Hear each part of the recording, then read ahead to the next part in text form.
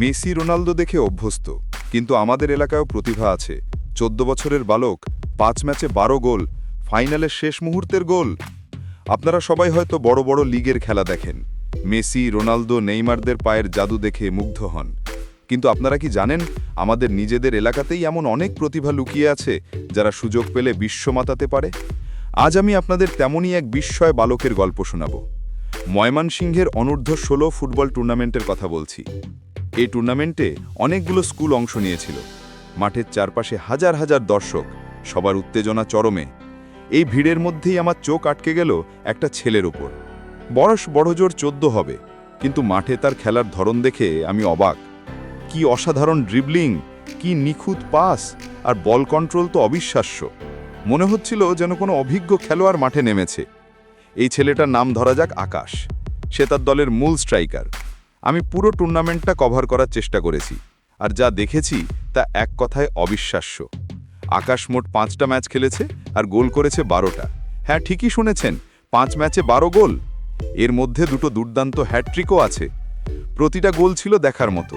কখনো ডিফেন্ডারদের বোকা বানিয়ে একক প্রচেষ্টায় গোল, আবার কখনো বক্সের বাইরে থেকে নেওয়া বুলেট গতির শট। মাঠের দর্শকরা তো ওকে নিয়ে রীতিমতো পাগল। খেলা চলাকালীন আমি শুনতে পাচ্ছিলাম সবাই বলাবলি করছে, এই ছেলেটাই হবে আমাদের দেশের আগামী দিনের মেসি। ওর খেলা দেখতে মনে হয় ওর পায়ে চুম্বক লাগানো আছে। আসলেই তাই, ওর খেলার মধ্যে একটা অন্যরকম জাদু আছে যা দর্শকদের মন্ত্রমুগ্ধ করে রাখে। সে যখন বল পায়ে ছুটত, তখন পুরো গ্যালারি একসঙ্গে উল্লাসে ফেটে পড়ত। শুধু গোল করাই নয়, সে পুরো দলকে একসঙ্গে খেলাতো। তার পাস থেকে সতীর্থরা অনেকগুলো সহজ গোলের সুযোগ পেয়েছে। সবচেয়ে অবাক করার মতো বিষয় হলো, ছেলেটার মধ্যে কোনো ক্লান্তি দেখিনি। ম্যাচের শুরু থেকে শেষ পর্যন্ত একই গতিতে খেলে গেছে। ফাইনাল ম্যাচে তো প্রায় একাই দলকে জিতিয়ে দিল। খেলার শেষ মুহূর্তে যখন স্কোর লাইন 1-1, তখন মাঝমাঠ থেকে বল নিয়ে প্রায় 4 জন ডিফেন্ডারকে কাটিয়ে গোলকিপারকে পরাস্ত করে যে গোলটাও করলো, সেটা আমি কোনোদিন ভুলব না। পুরো মাঠ যেন ফেটে পড়ছিল।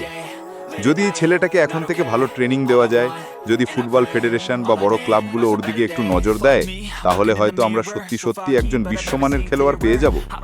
শুধু মিডিয়ার কভারেজ নয়, প্রয়োজন সঠিক পরিকাঠামো এবং প্রশিক্ষণের। আমাদের এই প্রতিভাকে হারিয়ে যেতে দিলে চলবে না। এদের হাত ধরেই একদিন বাংলাদেশের ফুটবল বিশ্ব দরবারে মাথা উঁচু করে দাঁড়াবে। আমি আমার এই ভিডিওর মাধ্যমে সংশ্লিষ্ট সবার দৃষ্টি আকর্ষণ করতে চাই।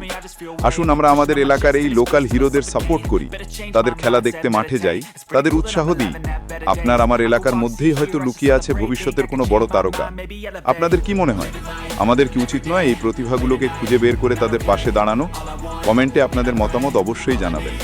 ভিডিওটা ভালো লাগলে একটা লাইক দেবেন, আর বেশি বেশি করে শেয়ার করবেন, যাতে এই বিস্ময় বালকের গল্পটা সবার কাছে পৌঁছে যায়।